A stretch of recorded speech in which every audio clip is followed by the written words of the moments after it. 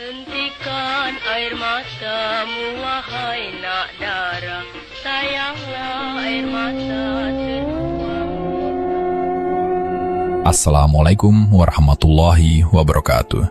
Apa kabar Sobat Radio Lelembut? Semoga semuanya dalam keadaan sehat dan selalu diberi keberkahan rezeki. Saya Zainuddin, narator dari channel Radio Lelembut. Episode kali ini, saya akan membawakan sebuah cerita yang berjudul Giman Penyembah Setan. Sebelum kita lanjutkan, alangkah lebih baiknya perkenalkan diri kalian dan dari mana kalian berasal, tulis di kolom komentar, tentunya agar saya lebih dekat dengan kalian. Baik, tanpa berlama-lama, kita masuk ke ceritanya. Desa tempat Aji tumbuh dahulu adalah sebuah wilayah kecil yang tenang di pedalaman Jawa Tengah. Letaknya benar-benar terisolasi, berbatasan langsung dengan dinding hijau hutan tropis yang lebat dan lembab. Bagi anak-anak desa, alam adalah halaman bermain tanpa batas. Saban hari setelah pulang sekolah, mereka akan langsung berlarian menuju hamparan sawah atau melompat ke aliran sungai yang jernih. Di antara sekian banyak kawan sepermainan, ada satu sosok yang paling mereka segani sekaligus mereka sukai. Namanya Giman. Usianya terpaut 7 tahun lebih tua di atas Aji. Ketika Aji masih anak-anak yang penakut, Giman sudah tumbuh menjadi pemuda yang gagah, berani, dan selalu punya ide-ide petualangan yang menantang. Kehadiran Giman selalu berhasil mengubah hari yang membosankan menjadi penuh keseruan. Ia tidak pernah pelit membagi cerita atau memimpin anak-anak melintasi jalur-jalur setapak yang belum pernah mereka jamah sebelumnya. Giman tahu kemana harus melangkah di dalam hutan, mengerti titik sungai mana yang ikannya paling banyak, dan tahu cara membaca arah angin. Bagi anak-anak yang lebih muda, Giman adalah seorang pemimpin alami. Apapun yang ia katakan, mereka semua percaya 100% tanpa pernah menaruh curiga sedikit pun. Suatu hari, ketika matahari sudah lama tenggelam dan menyisakan kegelapan pekat di langit desa, Giman mengumpulkan anak-anak di dekat perbatasan hutan.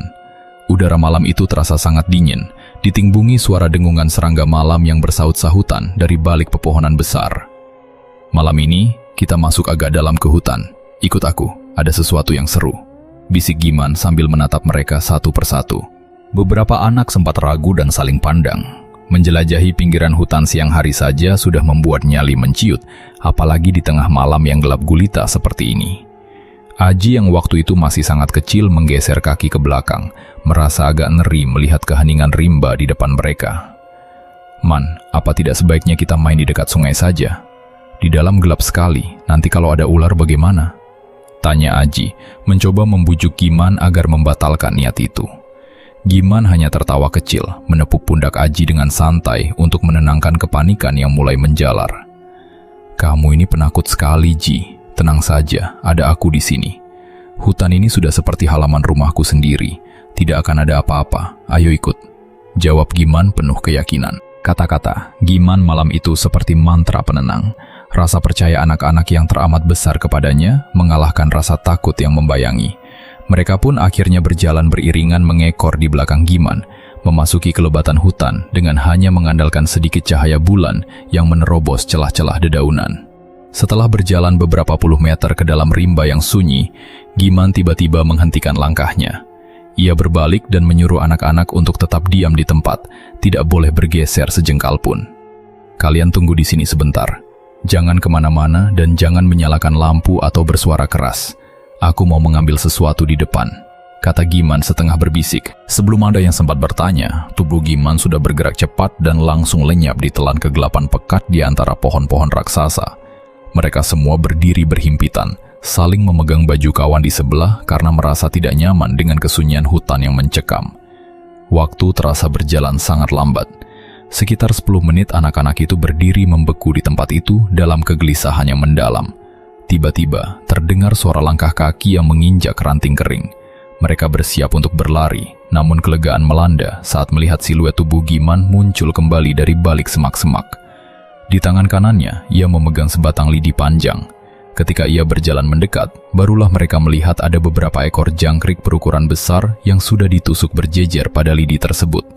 Hewan-hewan itu tampak masih bergerak-gerak lemah. Lihat apa yang aku bawa. Ayo, kita buat api unggun kecil dan kita bakar ini sekarang juga. Seru Giman dengan mata yang berbinar penuh semangat. Aji mengernyitkan dahi, menatap lidi itu dengan perasaan tidak nyaman. Suasana yang gelap membuat Aji harus memicingkan mata untuk memastikan benda apa yang sedang dipegangnya. Begitu menyadari bahwa itu adalah serangga liar dari dalam hutan, bulu kuduknya agak merinding. "Itu jangkrik, Man. Mau diapakan?" "Jangan bilang kamu mau menyuruh kami memakannya," kata Aji dengan nada sangsi yang jelas terdengar. Teman-teman yang lain langsung ikut menggelengkan kepala. Di desa mereka, jangkrik hanyalah serangga yang ditangkap untuk didengar suaranya atau dijadikan mainan petarung, bukan untuk dijadikan bahan makanan. Pemikiran untuk mengunyah serangga bakar terasa sangat menjijikan bagi mereka waktu itu. Kalian ini memang anak manja semua. Belum dicoba sudah menolak duluan," ejek Giman sembari mulai menyalakan api kecil dari tumpukan daun dan ranting kering yang dikumpulkannya dengan cekatan. Dalam hitungan menit, api sudah berkobar cukup hangat, menerangi wajah mereka yang masih diliputi keraguan. Giman mendekatkan lidi berisi jangkrik itu ke atas api. Aroma hangus yang asing segera menguar di udara malam, bercampur dengan bau tanah basah hutan tropis.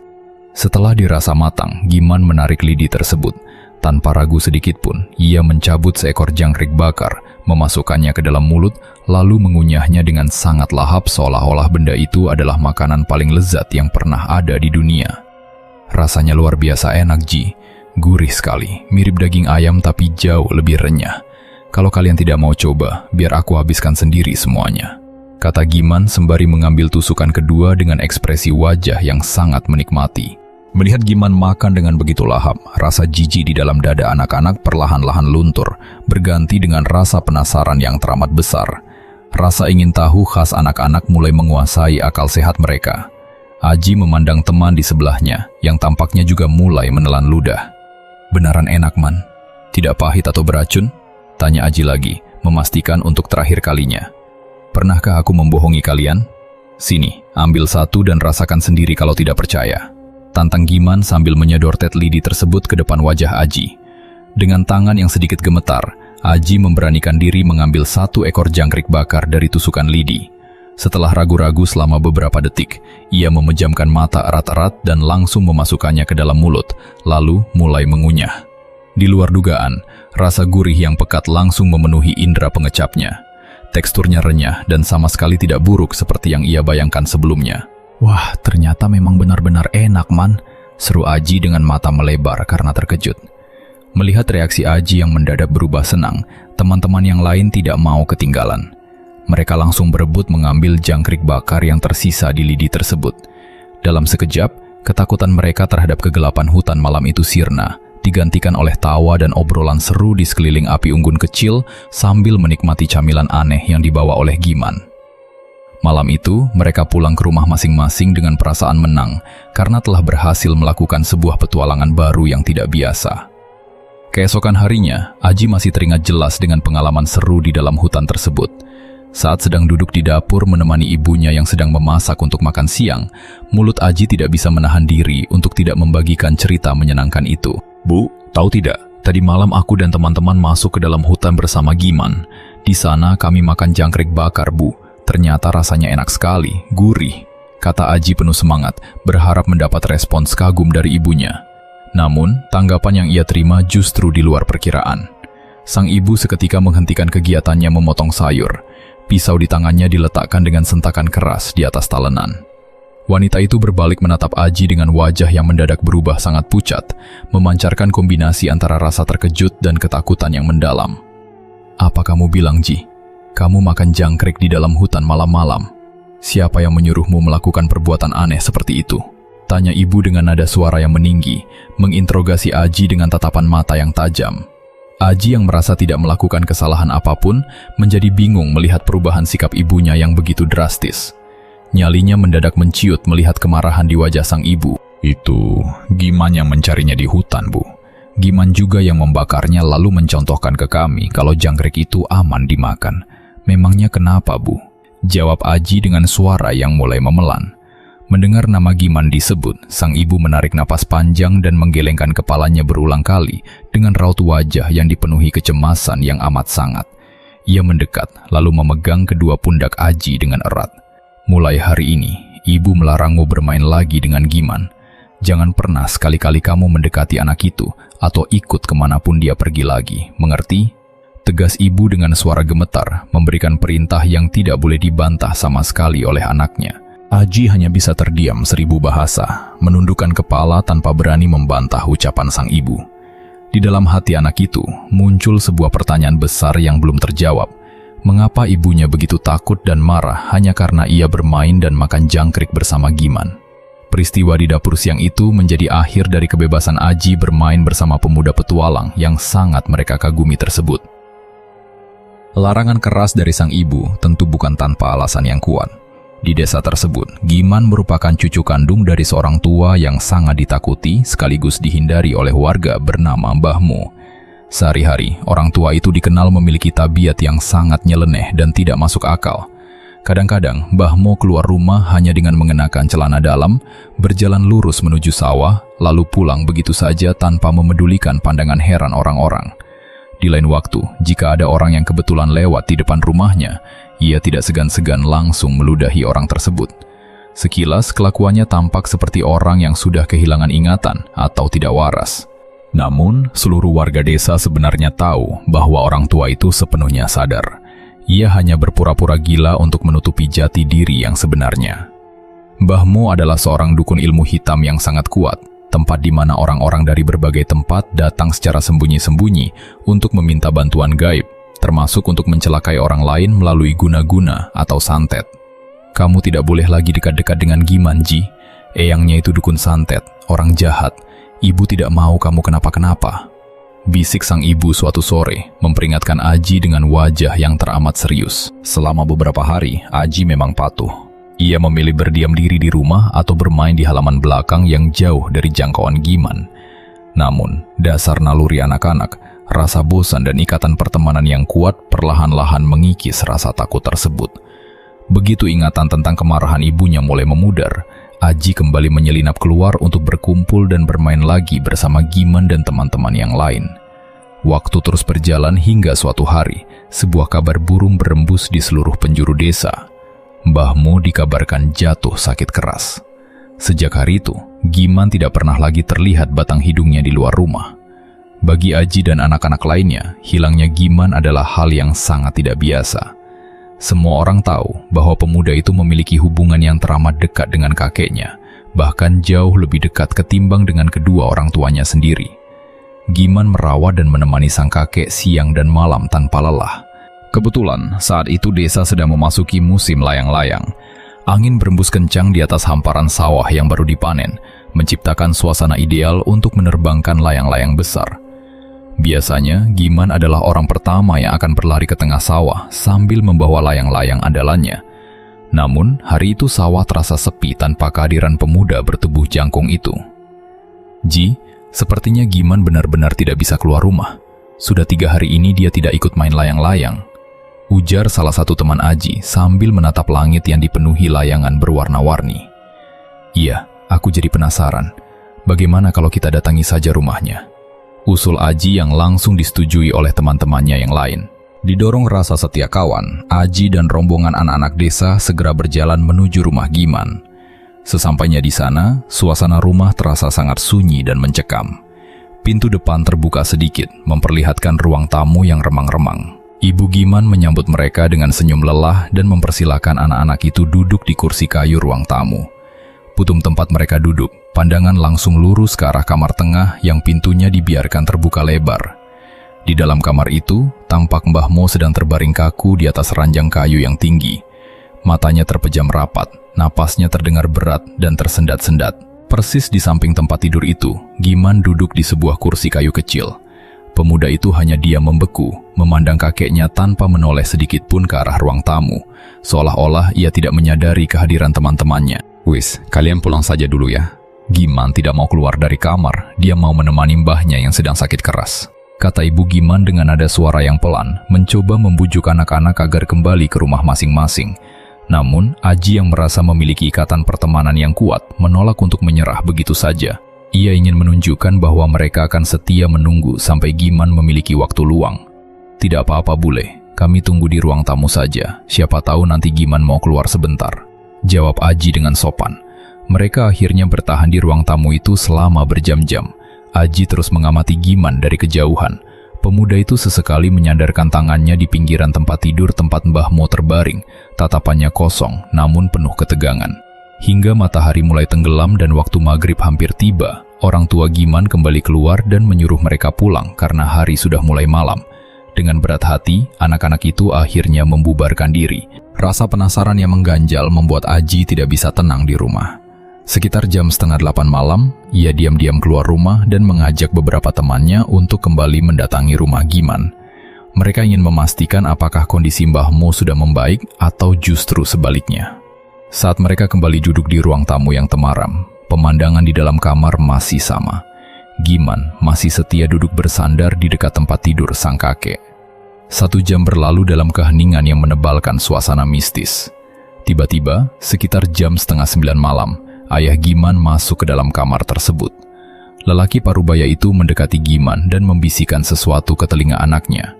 Suaranya sangat lirih, terdengar seperti dengungan mantra atau bisikan rahasia yang tidak boleh didengar oleh siapapun. Aji dan teman-temannya yang berada di ruang tamu berusaha menajamkan pendengaran, namun mereka hanya bisa menangkap gelagat yang aneh. Selesai menerima bisikan dari sang ayah, Giman langsung berdiri. Tanpa mengucapkan sepatah kata pun, ia mengambil sebuah tikar pandan yang tergulung di sudut kamar. Di depan mata Aji dan teman-temannya, Giman menggelar tikar tersebut tepat di kolong tempat tidur kayu tempat Mbah Mo sedang sekarat. Giman kemudian merebahkan tubuhnya di atas tikar itu, menyembunyikan dirinya sepenuhnya di bawah kolong ranjang besi yang gelap. Melihat tindakan ganjil yang tidak masuk akal tersebut, bulu kuduk Aji seketika meremang. Merasa suasana sudah tidak lagi nyaman, Aji segera berbisik kepada teman-temannya. "Ayo kita pulang sekarang, perasaanku tidak enak," ajak Aji sambil bergegas pamit kepada orang tua Giman. Keesokan harinya, tepat sekitar jam 8 pagi, suasana desa mendadak gempar. Suara tangisan dan ketukan tiang listrik bertalu-talu menandakan adanya berita duka. Mbah Mo dinyatakan telah mengembuskan napas terakhirnya. Seluruh warga desa, termasuk ayah dan ibu Aji, segera bersiap untuk mengurus proses pemakaman orang tua yang ditakuti tersebut.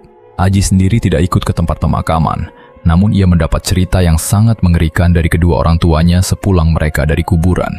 Menurut cerita sang ayah, prosesi pemakaman Mbah Mo diliputi oleh kejadian alam yang sangat aneh. Pagi itu, cuaca sebenarnya sangat cerah dan terik.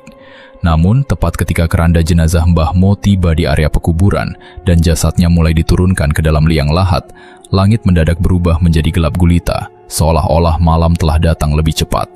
Hujan lebat yang disertai dengan petir yang menggelegar langsung tumpah membasahi bumi, membuat para pelayat lari berhamburan mencari tempat berteduh dalam ketakutan. Malam harinya, saat suasana rumah sudah tenang, Aji duduk di ruang tengah bersama ayahnya yang baru saja menyelesaikan makan malam. Rasa penasaran tentang kejadian semalam membuat Aji memberanikan diri untuk bertanya kepada sang ayah. "Pak, kenapa tadi malam Giman disuruh tidur di kolong tempat tidur Mbah Mo yang sedang sakit? Aku melihatnya sendiri dengan teman-teman," tanya Aji dengan nada penasaran. Ayah Aji menghentikan kegiatannya, menarik napas dalam-dalam, lalu menatap anaknya dengan tatapan mata yang sangat serius. "Itu karena Mbah Mo punya ilmu kesaktian yang sangat tinggi, Ji. Ilmu-ilmu semacam itu tidak bisa hilang begitu saja ketika pemiliknya meninggal. Harus ada keturunan yang menerimanya agar tidak menjadi malapetaka. Karena Giman adalah cucu yang paling dekat dan disayangi, orang tuanya sengaja menyuruh Giman tidur di bawah kolong ranjang itu. Harapannya, saat Mbah Mo sedang sekarat dan menjelang ajal, seluruh ilmu kesaktian dan makhluk gaib yang melayaninya akan luruh ke bawah, merasuk dan turun sepenuhnya ke dalam tubuh Giman yang berada di bawahnya," jelas sang ayah dengan suara rendah yang berwibawa. Mendengar penjelasan dari ayahnya, Aji hanya bisa tertegun dengan rasa ngeri yang menjalar di sekujur tubuhnya. Setelah peristiwa kematian Mbah Mo yang diiringi badai petir itu, perubahan besar terjadi pada diri Giman. Pemuda yang dahulunya sangat gemar berpetualang dan ceria itu mendadak berubah menjadi sosok yang sangat tertutup. Ia menarik diri dari pergaulan desa dan memilih untuk mengurung diri di dalam kamarnya yang gelap sepanjang hari. Setiap kali ada tetangga atau teman lama yang datang berkunjung untuk menanyakan keadaannya, pihak keluarga selalu memberikan jawaban yang sama, yaitu Giman sedang sibuk karena ada pekerjaan penting yang harus diselesaikan di dalam kamar. Lambat laun, keberadaan Giman seolah lenyap di telan bumi, dan warga desa mulai terbiasa hidup tanpa pernah melihat sosoknya lagi. Waktu terus bergulir hingga bertahun-tahun lamanya tanpa ada kabar berita sedikit pun mengenai pemuda itu. Aji sendiri kini telah tumbuh dewasa dan sudah duduk di bangku sekolah menengah atas. Pada suatu sore yang tenang, ketika Aji baru saja melangkah pulang menuju rumahnya, ia dikejutkan oleh sesosok pria yang sedang berdiri diam di depan pagar halaman. Aji sempat menghentikan langkahnya selama beberapa saat karena merasa sangat asing dengan penampilan orang tersebut. Pria itu berambut sangat gondrong hingga menyentuh bahu, dengan janggut dan kumis lebat yang tumbuh liar tak terurus di wajahnya. Pakaian yang dikenakannya pun tampak sangat kusam. Namun, ketika pria itu berbalik dan menatapnya, Aji langsung mengenali sorot mata tajam yang sangat familiar itu. Orang itu tidak lain adalah Giman, sahabat masa kecilnya yang telah lama hilang. "Lama tidak ketemu, Ji. Kamu sudah besar sekarang ya?" Sapa Giman dengan suara yang terdengar lebih berat dan serak dari dahulu. Aji mengembuskan napas lega sekaligus takjub, lalu segera melangkah mendekat untuk menjabat tangan sahabat lamanya itu. "Man, kamu kemana saja selama bertahun-tahun ini? Kenapa penampilanmu sampai berubah drastis seperti ini?" Tanya Aji bertubi-tubi karena diselimuti rasa penasaran yang teramat besar. Giman hanya tersenyum tipis, lalu mengajak Aji duduk di bawah rindangan pohon di tepi jalan. Dengan nada suara yang tenang namun serius, Giman mulai menceritakan apa yang sebenarnya terjadi selama masa menghilangnya tersebut. Ia mengaku tidak benar-benar berada di dalam kamar, melainkan telah melakukan pengembaraan yang sangat jauh ke dalam jantung hutan belantara yang belum pernah terjamah oleh kaki manusia. "Aku pergi melaksanakan amanat terakhir dari almarhum Mbah Moji. Aku harus menyempurnakan seluruh ilmu kesaktian yang diturunkan malam itu," kata Giman sembari menatap lurus ke arah hutan di batas desa. "Lalu, apa saja yang kamu lakukan di dalam sana?" Tanya Aji lagi, menyimak dengan saksama. "Banyak hal yang tidak masuk akal bagi orang biasa. Aku harus bertapa di tempat-tempat keramat, menghadapi berbagai macam tantangan dari makhluk halus yang ingin menguji nyaliku, hingga akhirnya aku ditemui oleh sesosok siluman ular raksasa. Makhluk itulah yang memvalidasi bahwa ilmu yang kuwarisi dari Simbah kini sudah sempurna." Jelas Giman tanpa ada keraguan sedikit pun di wajahnya. Aji mendengarkan cerita itu dengan perasaan campur aduk antara percaya dan tidak. Baginya, kisah pengembaraan Giman terdengar sangat mistis sekaligus mengerikan. Namun, melihat sorot mata Giman yang begitu dingin dan serius, Aji tahu bahwa sahabatnya itu tidak sedang membual. Beberapa minggu setelah pertemuan pertama mereka, Giman tiba-tiba mendatangi rumah Aji pada suatu pagi. Ia membawa 2 buah sepeda jengki miliknya dan mengajak Aji untuk pergi menemaninya ke daerah kota. Karena kebetulan hari itu adalah hari libur sekolah, Aji yang mengira mereka hanya akan berjalan-jalan biasa, langsung menyetujui ajakan tersebut. Mereka berdua kemudian mengayuh sepeda beriringan menempuh jarak yang cukup jauh menuju area perkotaan yang ramai. Sesampainya di sana, Giman mengarahkan sepedanya menuju sebuah kawasan pemukiman padat yang terletak tidak jauh dari pasar tradisional. Giman menghentikan sepedanya di depan sebuah rumah bergaya kuno, lalu turun dengan tergesa-gesa. Aji yang merasa bingung hanya bisa mengekor di belakang sambil menuntun sepedanya. Tanpa mengetuk pintu atau mengucapkan salam permisi, Giman langsung melangkah masuk begitu saja ke dalam halaman rumah yang terbuka lebar tersebut. Di teras rumah tampak seorang bapak-bapak parubaya sedang duduk santai menikmati kopi paginya. Sebelum orang tua itu sempat menyadari kehadiran orang asing, Giman sudah melangkah cepat ke arahnya. Tanpa ragu-ragu, Giman langsung mendaratkan telapak tangan kanannya untuk menepuk pundak bapak tersebut dengan agak keras. "Pak, saya disuruh Eyang untuk mengambil kalung sama gelang emas yang ada di dalam," kata Giman dengan nada suara yang sangat datar namun penuh penekanan. Aji yang berdiri beberapa langkah di belakang Giman seketika merasa panik. Ia mengira bapak pemilik rumah itu akan marah besar dan meneriaki mereka sebagai pencuri. Namun, kejadian aneh justru terjadi di depan matanya. Begitu pundaknya ditepuk oleh Giman, tatapan mata bapak tersebut mendadak berubah menjadi sangat kosong dan linglung. Seluruh tubuhnya tampak kaku, seolah-olah ia telah kehilangan kesadaran diri sepenuhnya. Tanpa mengeluarkan sepatah kata pun untuk membantah, bapak itu langsung bangkit berdiri dari kursinya. Dengan gerakan yang lambat, mirip seperti sebuah robot, ia berjalan masuk ke dalam rumah. Tidak butuh waktu lama, orang tua itu kembali keluar dengan membawa sebuah kotak beludru merah berukuran kecil di tangannya. Ia menyerahkan kotak tersebut langsung ke atas telapak tangan Giman. Giman menerima kotak itu dengan santai, membukanya sedikit untuk memastikan isinya, yang ternyata adalah beberapa untai perhiasan emas, lalu memasukkannya ke dalam saku celana. "Terima kasih, Pak. Saya permisi dulu," ucap Giman singkat. Bapak pemilik rumah itu hanya diam mematung dengan tatapan mata yang masih kosong, menatap kepergian mereka tanpa ada reaksi apapun. Giman langsung berbalik, memberikan kode kepada Aji untuk segera menaiki sepeda dan mengayuhnya secepat mungkin meninggalkan tempat tersebut. Sepanjang perjalanan pulang ke desa, pikiran Aji dipenuhi oleh kengerian dan pertanyaan besar tentang kemampuan apa yang baru saja ditunjukkan oleh sahabatnya itu. Malam harinya, suasana desa sudah sangat sepi. Aji yang sedang berbaring di dalam kamarnya tiba-tiba mendengar sebuah suara yang sangat familiar dari arah halaman depan.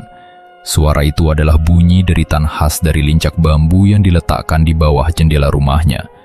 Lincak bambu itu sudah sangat tua, sehingga setiap kali ada orang yang mendudukinya, benda itu pasti akan mengeluarkan bunyi berderit yang nyaring. Aji segera bangkit dan mengintip dari balik gorden jendela. Di atas lincak tersebut, tampak Giman sedang duduk santai sembari merokok. Aji kemudian membuka pintu depan dan melangkah keluar untuk menemuinya. Tanpa basa-basi, Giman langsung merogoh saku celananya dan mengeluarkan beberapa lembar uang kertas pecahan besar, lalu menyodorkannya ke hadapan Aji. Ini untuk Muji, anggap saja sebagai upah karena sudah menemaniku jalan-jalan ke kota tadi siang, kata Giman sambil meletakkan uang itu di atas lincak bambu. Aji menatap tumpukan uang itu dengan perasaan yang sangat tidak nyaman. Ingatannya langsung kembali pada kejadian aneh di rumah bapak dekat pasar tadi siang. Aku tidak bisa menerima uang ini, Man. Ini uang dari perhiasan emas yang kamu ambil tadi siang, kan? Tanya Aji dengan nada suara yang menuntut penjelasan. Giman hanya tertawa kecil, mengembuskan asap rokoknya ke udara malam yang dingin. Kamu tenang saja, Ji. Itu tadi namanya ilmu gendam. Aku sengaja mempraktikannya hanya untuk bersenang-senang dan membuktikan kalau ilmu warisan Simbah memang nyata. Bapak itu tidak akan ingat apa-apa tentang kejadian tadi. Jawab Giman dengan sikap yang teramat santai, seolah-olah perbuatan kriminal tersebut adalah hal yang wajar. Mendengar pengakuan jujur dari mulut Giman, dada Aji seketika diselimuti oleh rasa kecewa dan amarah yang mendalam. Ia tidak menyangka bahwa kesaktian yang diperoleh sahabatnya dari jalur mistis justru digunakan untuk melakukan tindakan kejahatan dan merugikan orang lain yang tidak bersalah. Aji langsung mengambil tumpukan uang tersebut dan melemparkannya kembali ke pangkuan Giman. Ambil kembali uangmu ini, men. Aku tidak sudi memakan uang hasil curian seperti ini. Kalau kamu terus-menerus menggunakan ilmumu untuk berbuat jahat seperti ini, lebih baik kita tidak usah berteman lagi. Aku tidak mau terlibat dalam urusan kelamu. Tegas Aji dengan suara bergetar menahan amarah. Giman terdiam, menatap uang di pangkuannya, lalu beralih menatap Aji dengan sorot mata yang sulit diartikan. Tanpa mengucapkan sepatah kata pun untuk membela diri, Giman perlahan bangkit dari lincak bambu, mengantongi kembali uangnya, dan melangkah pergi menghilang ke dalam kegelapan malam desa. Meskipun Aji telah menolak mentah-mentah uang pemberiannya, Giman tidak lantas menyerah untuk meyakinkan sahabatnya itu tentang kebenaran ilmu yang dimilikinya. Beberapa hari setelah ketegangan di lincak bambu, Giman kembali mendatangi Aji dengan sikap yang seolah tidak pernah terjadi apa-apa. Kali ini, ia tidak menawarkan uang, melainkan mengajak Aji berjalan kaki masuk ke dalam hutan menuju sebuah air terjun kecil yang tersembunyi.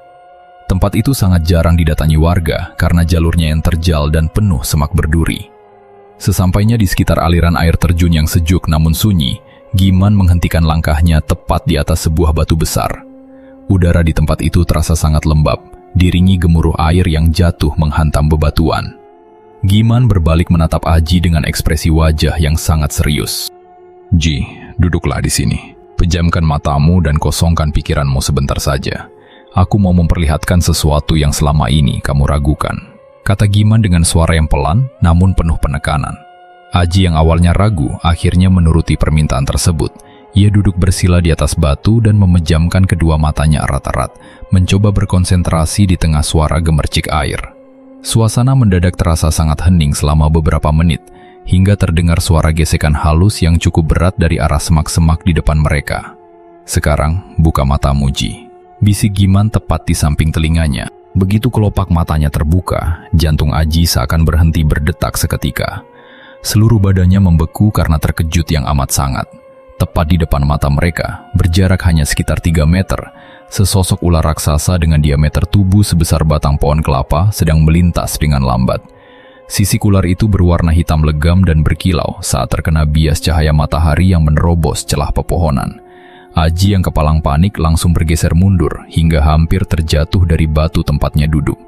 Napasnya memburu, wajahnya mendadak pucat pasi karena ketakutan yang luar biasa. "Men, ayo kita pergi dari sini. Ular itu besar sekali, kita bisa mati." Seru Aji dengan suara bergetar hebat, bersiap untuk mengambil langkah 1000. Namun, Giman dengan sigap menahan pundak Aji, mencengkeramnya dengan kuat agar sahabatnya itu tetap diam di tempat. Anehnya, Giman sama sekali tidak menunjukkan raut wajah takut. Ia justru tersenyum puas melihat reaksi Aji. "Tenang, Ji. Jangan bergerak dan jangan berteriak. Ular ini tidak akan menyakitimu selama ada aku di sini. Lihat saja terus," kata Giman dengan nada suara yang teramat santai. Aji terpaksa menuruti kata-kata Giman karena kakinya sudah terlalu lemas untuk berlari. Mereka berdua terus menyaksikan makhluk mengerikan itu melata dengan tenang, menyusuri pinggiran sungai kecil hingga akhirnya tubuh besarnya lenyap sepenuhnya di balik kelebatan pepohonan hutan. Setelah suasana kembali aman, Aji langsung terduduk lemas sambil memegangi dadanya yang masih berdebar kencang. "Makhluk apa sebenarnya itu, Man? Kenapa ada ular sebesar itu di hutan kita?" tanya Aji setelah berhasil menguasai rasa takutnya. Giman mengambil napas dalam-dalam sebelum menjawab pertanyaan tersebut. "Itu bukan ular biasa, Ji. Makhluk yang kamu lihat tadi adalah perwujudan dari arwah penjaga makam keramat yang sering aku datangi selama pengembaraanku kemarin. Dialah yang menjaga dan memberi kekuatan pada ilmu kesaktianku," jelas Giman dengan mata yang berbinar mistis. Setelah kejadian mengerikan di air terjun itu, Giman kembali menghilang dari desa tanpa pamit untuk melanjutkan pengembaraannya. Hari berganti minggu, dan minggu berganti bulan tanpa ada kabar dari pemuda itu. Kepergian Giman kali ini justru meninggalkan rasa penasaran yang membuncah di dalam dada Aji. Ketakutan yang dideritanya tempo hari perlahan berubah menjadi rasa ingin tahu yang sangat besar tentang dunia gaib yang ditekuni oleh sahabatnya. Aji bahkan membuat sebuah keputusan di dalam hatinya bahwa jika suatu saat nanti Giman kembali dan mengajaknya lagi, ia tidak akan menolak demi menuntaskan rasa penasarannya. Pucuk dicinta ulam tiba. Setelah sekian lama menghilang, Giman tiba-tiba muncul kembali di desa. Tanpa membuang waktu, malam itu juga Giman mendatangi rumah Aji dan mengutarakan niatnya untuk melakukan perjalanan penting. "Ji, malam ini aku mau pergi menjenguk guru mistis yang membimbingku selama ini. Kamu mau ikut?" tanya Giman memberikan tawaran. Aji yang sudah memendam rasa penasaran sejak lama langsung menganggukkan kepala tanpa ragu sedikit pun. "Iya, Man, aku ikut. Aku ingin melihat siapa orang yang mengajarimu ilmu-ilmu seperti itu," jawab Aji dengan mantap. Sebelum mereka berangkat menjelang tengah malam, Giman meminta izin untuk menumpang beristirahat sejenak di rumah Aji. Disinilah Aji berkesempatan mengamati dari dekat kebiasaan puasa Giman yang dinilainya sangat nyeleneh dan tidak masuk akal. Siang harinya, Giman mengaku sedang menjalani laku puasa khusus. Namun di tengah terik matahari, Giman dengan santai tetap mengisap rokok berulang kali.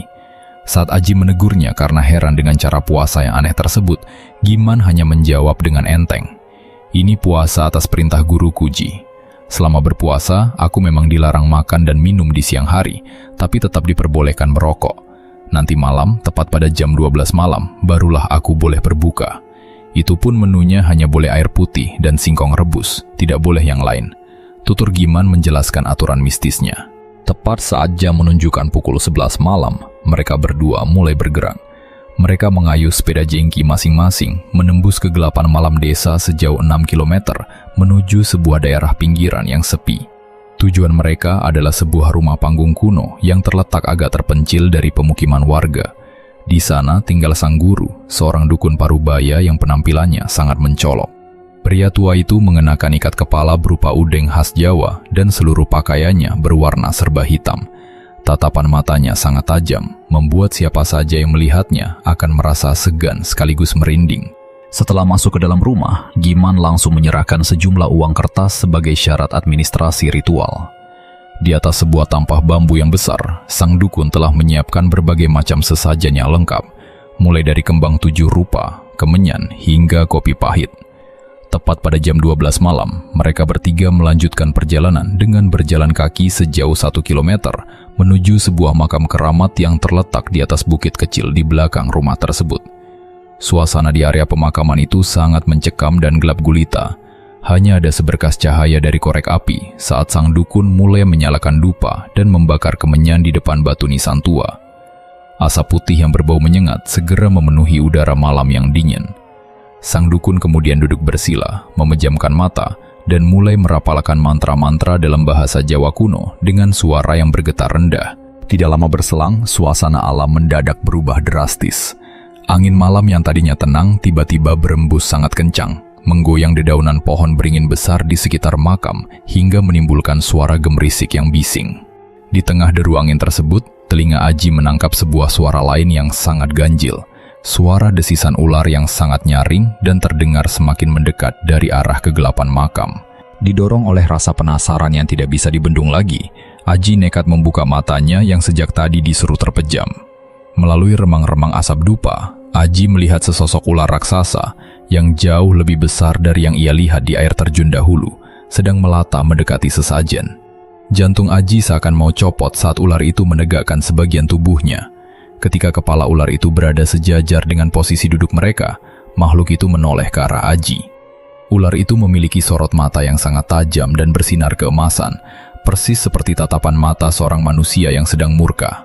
Rasa penasaran Aji seketika runtuh, diganti matanya benar-benar seperti manusia. Tanya Aji dengan suara yang masih putus-putus karena sisa kepanikan. Giman mengembuskan napas panjang, lalu memberikan jawaban yang membuat Aji sadar betapa jauhnya sahabatnya itu telah melangkah ke dalam dunia kegelapan. Sosok ular raksasa itulah arwah yang selama ini aku sembah dan aku mintai pertolongan, Ji. Dialah jin penjaga yang memberiku ilmu kebal, ilmu keselamatan, dan juga ilmu gendam yang aku tunjukkan kepadamu tempo hari. Tanpa bantuan dan ritual bersama dia, aku tidak akan punya kekuatan apa-apa, ujar Giman dengan tenang, menutup perjalanan malam yang penuh kengerian itu bagi Aji. Tahun-tahun berlalu dengan cepat membawa banyak perubahan dalam kehidupan di desa. Aji kini telah tumbuh menjadi seorang pria dewasa yang matang. Ia sudah menikah dan dikaruniai seorang anak, membangun sebuah keluarga kecil yang sederhana namun penuh dengan kehangatan. Kesibukan barunya sebagai seorang kepala keluarga membuat Aji perlahan-lahan mulai melupakan bayang-bayang masa lalu yang kelam tentang ritual mistis dan sosok ular raksasa yang dahulu pernah disaksikannya bersama Giman. Hubungannya dengan Giman pun sempat merenggang karena jalur kehidupan mereka yang sudah jauh berbeda. Hingga pada suatu sore, setelah sekian lama tidak saling bertegur sapa, Giman kembali mendatangi rumah Aji. Penampilan pemuda itu masih tampak kusut, namun ada binar yang berbeda di dalam sorot matanya kali ini. Mereka berdua kemudian duduk di teras rumah Aji, menikmati udara sore sembari membuka kembali lembaran obrolan lama sebagai dua orang sahabat yang telah tumbuh bersama sejak kecil. Di tengah perbincangan hangat tersebut, Giman menghentikan tawa kecilnya. Ia menunduk, memandangi kedua telapak tangannya sendiri dengan raut wajah yang mendadak berubah menjadi sangat serius dan dipenuhi penyesalan. Ji, sebenarnya aku sudah merasa sangat lelah dengan jalan hidup yang kujalani selama ini, kata Giman dengan nada suara yang bergetar rendah. Aji mengernyitkan dahi, menaruh cangkir kopinya kembali ke atas meja, lalu menatap sahabatnya dengan saksama. Maksudmu bagaimana, Man? Lelah tentang apa? Tanya Aji, mencoba memancing penjelasan lebih lanjut. Giman mengembuskan napas panjang, seolah-olah sedang melepaskan beban berat yang selama ini menghimpit dadanya. Aku ingin berhenti dari semua ini, Ji. Aku ingin menyudahi ritual pemujaan arwah dan segala macam ilmu kesaktian dari almarhum Simbah. Rasanya batinku tidak pernah tenang. Setiap malam aku selalu dihantui oleh rasa bersalah yang teramat sangat. Aku Giman dengan jujur menatap langsung ke dalam mata Aji. Mendengar pengakuan tersebut, dada Aji seketika diselimuti oleh rasa lega dan kebahagiaan yang luar biasa. Selama bertahun-tahun, inilah momen yang paling dinantikan oleh Aji. Melihat sahabat masa kecilnya terbebas dari jeratan dunia kegelapan yang menyesatkan. Alhamdulillah, Man. Itu adalah keputusan terbaik yang pernah kamu ambil.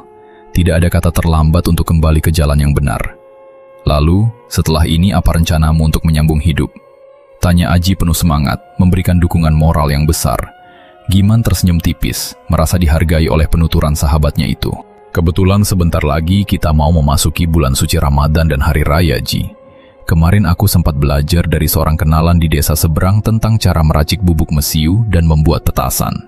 Aku berniat membuka usaha membuat mercon kecil-kecilan di rumah. Modal yang kubutuhkan tidak terlalu besar, tapi keuntungannya lumayan untuk memulai hidup baru yang halal. Tutur Giman menjelaskan rencana masa depannya.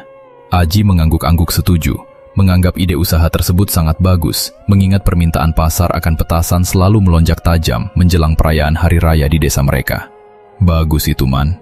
Yang penting sekarang kamu punya kegiatan yang jelas dan tidak lagi berhubungan dengan hal-hal gaib seperti dulu. Kalau kamu butuh bantuan tenaga untuk berbenah rumah, beritahu aku saja. Kata Aji menawarkan bantuan dengan tulus. Beberapa hari setelah obrolan di teras rumah tersebut, Aji menyempatkan diri untuk bertamu ke rumah Giman guna melihat perkembangan usaha baru sahabatnya. Begitu melangkah masuk melewati pintu depan, Aji langsung dibuat terperangah oleh pemandangan di dalam ruang tamu. Rumah kayu milik Giman kini telah berubah layaknya sebuah gudang produksi darurat. Di setiap sudut ruangan, tampak tumpukan gulungan kertas koran dan kardus bekas yang sudah dipotong rapi. Di atas meja tengah, berjejer rapi ratusan selongsong petasan dari berbagai macam ukuran, mulai dari yang sekecil ibu jari hingga yang sebesar betis orang dewasa. Bau menyengat dari bubuk belerang dan mesiu hitam tercium sangat pekat, memenuhi seluruh rongga udara di dalam rumah tersebut. Giman sendiri tampak sedang sibuk memasukkan sumbu ke dalam lubang-lubang petasan dengan saksama. Wah men, banyak sekali mercon yang sudah kamu buat. Apa tidak berbahaya menyimpan bubuk mesiu sebanyak ini di dalam rumah? Tanya Aji dengan nada sedikit cemas, memandangi beberapa karung kecil berisi bahan mentah peledak di sudut ruangan. Giman mendongak, menyeka keringat di dahinya dengan lengan baju, lalu tertawa kecil untuk menenangkan kecemasan sahabatnya. Tenang saja Ji, aku sudah sangat berhati-hati. Semua bahan peledak ini kusimpan jauh dari jangkauan api. Ini semua pesanan dari bandar di kota, jadi aku harus mengejar target sebelum bulan puasa dimulai. Jawab Giman penuh percaya diri. Melihat keseriusan Giman, Aji pun tidak ingin merusak suasana hati sahabatnya. Setelah berbincang-bincang santai selama setengah jam, Aji berpamitan untuk pulang karena jarum jam sudah menunjukkan waktu bagi dirinya untuk menjemput sang anak dari sekolah. Aji mengendarai sepeda motornya dengan santai menuju sekolah anaknya yang terletak di ujung desa. Setelah berhasil menjemput buah hatinya, mereka berdua melakukan perjalanan pulang sembari menikmati suasana sore desa yang tenang. Namun, tepat ketika motor Aji baru saja memasuki gerbang halaman rumahnya, sebuah kejadian luar biasa terjadi. Boom! Sebuah suara ledakan bertenaga sangat dahsyat tiba-tiba menggelegar, memecah kesunyian sore itu dengan suara yang memekakkan telinga. Kekuatan ledakan tersebut sangat besar, hingga menimbulkan gelombang kejut yang membuat kaca-kaca jendela rumah Aji bergetar hebat. Bumi yang mereka pijak pun terasa seolah sempat bergoyang selama beberapa detik. Burung-burung di atas pepohonan terbang berhamburan dalam kepanikan. Aji seketika menghentikan motornya, menurunkan anaknya dengan tergesa-gesa, lalu mengalihkan pandangannya ke arah langit. Di sebelah barat desa, tampak gumpalan asap hitam pekat yang sangat tebal membubung tinggi ke udara, membentuk formasi mirip cendawan raksasa. Jantung Aji langsung berdegup kencang, dibayangi oleh sebuah firasat buruk yang sangat mengerikan. Arah kepulan asap itu tepat berada di lokasi pemukiman tempat rumah Giman berdiri. Tanpa membuang waktu lagi, Aji langsung berlari kencang menuju sumber ledakan, membiarkan motornya tergeletak begitu saja di halaman. Di sepanjang jalan desa, tampak puluhan warga lainnya juga berlarian dengan wajah panik sembari membawa ember-ember berisi air. "Ada apa? Rumah siapa yang meledak?" teriak salah seorang warga di tengah kepanikan. "Rumahnya Giman, gudang petasannya meledak," sahut warga lain yang berlari di barisan depan. Begitu Aji tiba di lokasi kejadian, pemandangan di depannya benar-benar meremukkan hati. Rumah kayu tempat ia bertamu beberapa hari lalu kini sudah tidak berwujud lagi. Bangunan itu telah hancur lebur rata dengan tanah, menyisakan puing-puing tiang penyangga yang hangus terbakar dan potongan genting yang berserakan hingga radius puluhan meter. Api merah masih tampak berkobar di beberapa bagian runtuhan bangunan, melalap sisa-sisa kertas koran bahan baku petasan. Warga desa bergerak cepat bahu-membahu menyiramkan air seadanya untuk memadamkan sisa-sisa api yang masih menyala. Setelah kobaran api berhasil dijinakan, beberapa pria dewasa mulai memberanikan diri untuk membongkar reruntuhan kayu yang gosong guna mencari keberadaan Giman. Aji berdiri mematung di pinggir jalan dengan air mata yang mulai menggenang, berdoa di dalam hati agar ada keajaiban yang menyelamatkan sahabatnya. Namun, takdir berkata lain. Sebuah teriakan histeris dari warga yang sedang membongkar puing menandakan bahwa tubuh Giman telah ditemukan. Kondisinya sangat tragis dan mengenaskan. Akibat dahsyatnya daya ledak dari tumpukan bubuk mesiu yang tersulut api, tubuh Giman mengalami luka bakar yang sangat parah hingga seluruh kulitnya hangus menghitam. Benturan keras juga membuat beberapa bagian anggota tubuhnya terpisah dan terlempar cukup jauh dari titik utama ledakan. Aji lemas seketika. Kedua lututnya bergetar hebat hingga ia harus bersandar pada sebatang pohon agar tidak terjatuh. Ia tidak menyangka bahwa niat baik sahabatnya untuk bertobat dan memulai usaha baru justru harus berakhir dengan sebuah tragedi yang sangat memilukan seperti ini. Karena kedua orang tua Giman sudah lama meninggal dunia dan ia tidak memiliki kerabat dekat lagi di desa tersebut, proses evakuasi jasad sepenuhnya diurus oleh warga sekitar. Sore itu juga, dengan menggunakan kain kafan seadanya yang dikumpulkan dari sumbangan masjid, jasad Giman dibersihkan dan langsung dibawa menuju tempat pemakaman umum desa untuk dikebumikan sebelum matahari tenggelam sepenuhnya. Kepergian Giman yang mendadak meninggalkan duka yang mendalam, sekaligus menyisakan sebuah tanda tanya besar di benak Aji tentang takdir tragis yang menimpa sahabatnya. Kematian Giman yang begitu tragis rupanya tidak lantas membawa ketenangan di desa tersebut. Sebaliknya, peristiwa memilukan itu justru menjadi gerbang pembuka bagi serangkaian teror mistis yang mencekam seluruh warga. Hanya beberapa hari setelah pemakaman dilakukan, desas-desus ganjil mulai berembus dari mulut ke mulut. Kejadian pertama menimpa Pak Joko, seorang petani yang kebetulan berjalan melewati reruntuhan rumah Giman saat hari sudah beranjak petang. Ketika melintasi area yang kini hanya menyisakan puing-puing kayu gosong itu, langkah kaki Pak Joko mendadak terhenti karena mencium bau yang sangat menyengat di udara. Bau itu adalah aroma daging terbakar yang amat pekat, mirip seperti suasana sesaat setelah ledakan dahsyat tempo hari. Penasaran sekaligus merinding, Pak Joko mengalihkan pandangannya ke arah bagian tengah reruntuhan rumah. Di balik kepulan sisa abu, ia melihat siluet hitam sesosok pria sedang duduk bersila dengan kaku. Ketika sosok itu perlahan menoleh, Pak Joko langsung menyadari bahwa wajah bayangan itu mirip dengan Giman. Tanpa membuang waktu semenit pun, Pak Joko langsung mengambil langkah 1000, berlari kencang membelah jalanan desa sembari berteriak ketakutan. Kabar tentang penampakan menyeramkan tersebut segera menyebar luas dan akhirnya sampai juga ke telinga istri Aji. Perempuan itu menjadi sangat cemas dan tidak tenang saat beraktivitas di dalam rumah. "Mas, apa kamu sudah mendengar cerita tentang Pak Joko?" Katanya dia melihat mendiang Giman duduk di bekas rumahnya yang terbakar. Ujar istri Aji dengan suara yang bergetar saat mereka sedang berada di dapur. Aji mencoba tersenyum, mengusap pundak istrinya untuk memberikan rasa aman, walau di dalam hatinya sendiri mulai tumbuh rasa khawatir yang mendalam. Sudahlah, jangan terlalu dipikirkan.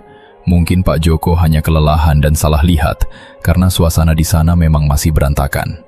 Kita berdoa saja semoga arwah Giman bisa tenang. Jawab Aji, berusaha menenangkan kepanikan istrinya. Namun, usaha Aji untuk menepis ketakutan itu runtuh seketika pada suatu malam. Saat jarum jam sudah melewati tengah malam dan seluruh desa telah terlelap dalam kesunyian, Aji dan istrinya sedang berbaring di dalam kamar, bersiap untuk memejamkan mata. Tiba-tiba, dari arah halaman depan rumah, terdengar sebuah bunyi yang sangat spesifik memecah keheningan malam. Krik. Bunyi itu adalah suara deritan khas dari lincak bambu tua yang terletak di bawah jendela luar. Suara gesekan bambu tersebut sangat nyaring, menandakan ada sebuah beban berat yang baru saja mendarat di atasnya. Aji langsung membuka matanya lebar-lebar, jantungnya berdegup kencang karena ia sangat mengenali bunyi tersebut. Semasa hidupnya, Giman selalu duduk di lincak itu setiap kali datang berkunjung pada malam hari. Istri Aji yang juga mendengar suara itu langsung memeluk lengan suaminya dengan sangat erat. Tubuhnya gemetar hebat menahan tangis ketakutan. Malam itu, mereka berdua hanya bisa terdiam membeku di atas tempat tidur hingga pagi menjelang. Teror ternyata tidak berhenti sampai di situ. Pada malam berikutnya, suasana di dalam rumah terasa jauh lebih mencekam sejak matahari tenggelam. Sekitar jam 11 malam, ketika Aji sedang berusaha memejamkan mata di samping istrinya, keheningan rumah mereka kembali terusik. Kali ini, terdengar suara ketukan pelan di pintu depan. Tok, tok, tok. Aji menahan napas, memberi isyarat kepada istrinya untuk tidak mengeluarkan suara sedikit pun. Mereka berdua mendengarkan dengan saksama. Jeda beberapa detik berlalu, namun ketukan pelan itu mendadak berubah drastis menjadi rentetan gedoran yang sangat keras dan brutal, seolah-olah ada seseorang yang sedang mencoba mendobrak pintu kayu rumah mereka dengan paksa. Brak, brak, brak. Bersamaan dengan gedoran liar tersebut, sebuah suara rintihan ganjil yang bernada serak dan penuh penderitaan terdengar jelas dari balik pintu. Suara itu begitu familiar di telinga Aji. sebuah suara yang tidak mungkin salah ia kenali. Ji, tolong aku Ji, sakit sekali Ji. Rintih suara di luar sana, memanggil nama Aji berulang kali dengan nada memelas. Mendengar jeritan gaib yang begitu dekat, istri Aji tidak mampu lagi menahan rasa takutnya. Ia berteriak histeris, sembari menutup kedua telinganya dengan bantal. Aji sendiri merasa seluruh darahnya tersirap. Tangannya gemetar hebat karena menyadari bahwa yang berada di balik pintu depan rumahnya bukanlah manusia, melainkan perwujudan gaib dari sahabatnya yang menuntut pertolongan. Gedoran dan rintihan mengerikan itu terus berlanjut selama beberapa jam, sebelum akhirnya menghilang begitu saja menjelang waktu subuh. Karena merasa keselamatan psikologis keluarganya mulai terancam, Aji mengambil keputusan tegas pada keesokan harinya. Ia mengepak beberapa pakaian dan membawa istri serta anaknya untuk mengungsi ke rumah orang tua istrinya yang terletak di desa seberang. Mereka memilih meninggalkan rumah tersebut demi menghindari gangguan mistis yang semakin menjadi-jadi. Selama berbulan-bulan, Aji dan keluarganya tinggal di pengungsian. Teror arwah Giman ternyata tidak mereda, melainkan meluas ke warga desa lainnya. Hampir setiap malam ada saja warga yang menjadi korban penampakan mengerikan tersebut. Jalur jalanan utama yang terletak di dekat reruntuhan rumah Giman menjadi tempat yang paling dihindari oleh siapapun setelah hari gelap. Beberapa warga yang terpaksa melintas malam hari menceritakan pengalaman serupa yang sangat mengerikan. Mereka kerap melihat sesosok makhluk bertubuh hitam gosong akibat luka bakar, berjalan tertatih-tatih karena kehilangan kaki kanannya. Sosok menyeramkan itu sering berdiri di tengah jalan yang sepi, melambaikan tangan kirinya ke arah pengendara yang lewat, sembari mengeluarkan suara rintihan meminta tolong. Desa yang dahulunya tenang, kini berubah menjadi sepi dan mencekam setiap kali malam tiba. Tidak ada satupun warga yang berani keluar rumah jika tidak ada urusan yang benar-benar mendesak. Waktu terus berjalan hingga beberapa bulan berlalu. Perlahan namun pasti, intensitas gangguan mistis di desa tersebut mulai berkurang. Suara gedoran pintu, deritan lincak bambu, dan penampakan sosok hitam di tepi jalan sudah tidak pernah terdengar lagi. Suasana desa secara bertahap kembali kondusif dan normal seperti sedia kala. Melihat perkembangan situasi yang sudah aman, Aji dan istrinya akhirnya memberanikan diri untuk kembali pulang dan menempati rumah mereka. Pada saat yang sama, sebuah keluarga yang merupakan saudara jauh Giman datang dari desa seberang. Dengan bantuan warga sekitar, mereka merobohkan sisa-sisa puing kayu yang gosong dan membersihkan seluruh area tanah tersebut untuk membangun sebuah bangunan rumah tinggal yang baru. Kisah perjalanan hidup Giman, mulai dari masa kecilnya yang gemar berpetualang hingga akhir hayatnya yang tragis, kini telah sepenuhnya berakhir. Bagi Aji, yang kini menjalani masa tuanya dengan tenang, seluruh rangkaian peristiwa mengerikan yang menimpa sahabat masa kecilnya itu menjadi sebuah pelajaran batin yang sangat berharga. Kisah ini menjadi sebuah pengingat kelam tentang bagaimana akhir dari sebuah keputusan manusia yang nekat melibatkan diri dalam praktik pemujaan arwah dan sekutu ilmu hitam. Sebuah jalan kegelapan yang pada akhirnya hanya akan mendatangkan petaka dan kehancuran yang melampaui batas nalar manusia. Semoga kisah ini bisa diambil hikmah dan pelajaran bagi sobat sekalian. Wassalamualaikum warahmatullahi wabarakatuh.